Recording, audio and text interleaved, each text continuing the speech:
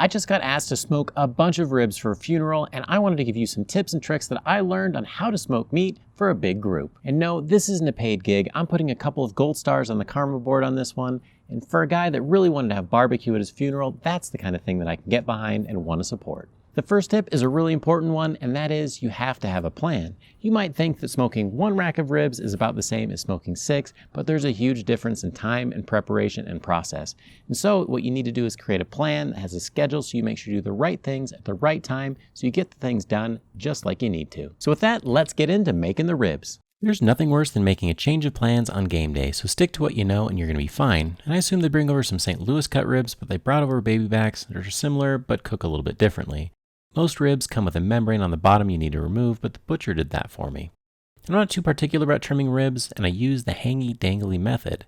That is, if there's anything hanging or dangling off the ribs, you should remove it. Ribs are full of fat and juicy collagen, and I remove any extra fat or silver skin off the outside. At least one person in the comments is going to disagree, but most people don't want a mouthful of fat. You might see some big chunks like this one that will burn or keep that section of the ribs from cooking right, or perhaps some thin bits that are going to burn and turn into jerky, and I like to remove them both. I'm doing everything in order for efficiency's sake rather than trimming one rib and adding the rub and going back to trim another one, because I find it's much faster to trim everything at once while you still have a knife in your hand. This rub has a bunch of salt, paprika, black pepper with a bit of chili powder for heat. My preference is to salt things first and then add a salt-free rub so you get the right proportions, but the family specifically asked for this rub, and that means I'm adding a bit more seasoning than I normally would to get the salt right. You might wonder why I'm doing this one-handed. When working with meat, I try to use the clean hand, dirty hand method, so that way you have a clean hand to grab something out of the fridge, the rub, and eventually the handle of the sink without contaminating everything. And after all that, I forgot to put rub on the ends, which isn't going to impact the flavor much, but they won't get as dark as the rest of the meat, and those are the kind of oversights that you need to watch out for when you scale up to doing more meat.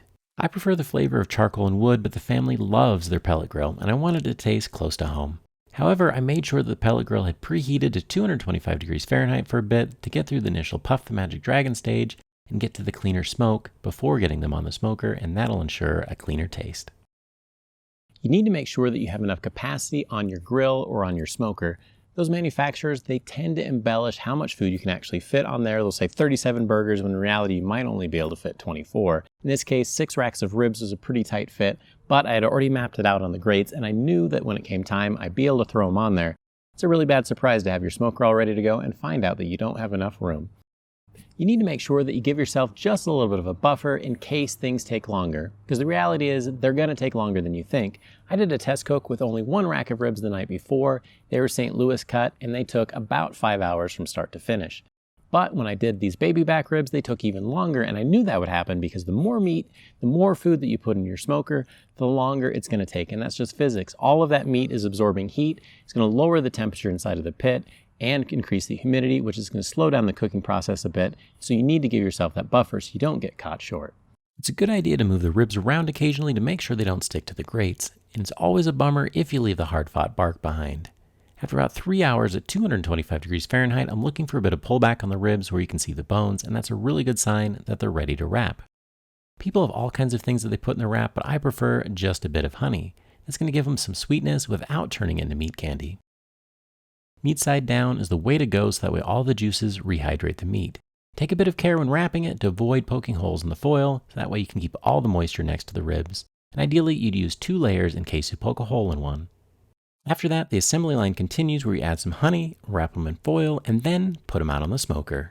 This time, I bumped the heat up to 275 or 300 degrees Fahrenheit to speed up the cooking process, and it'll likely cook between an hour or 2 hours more.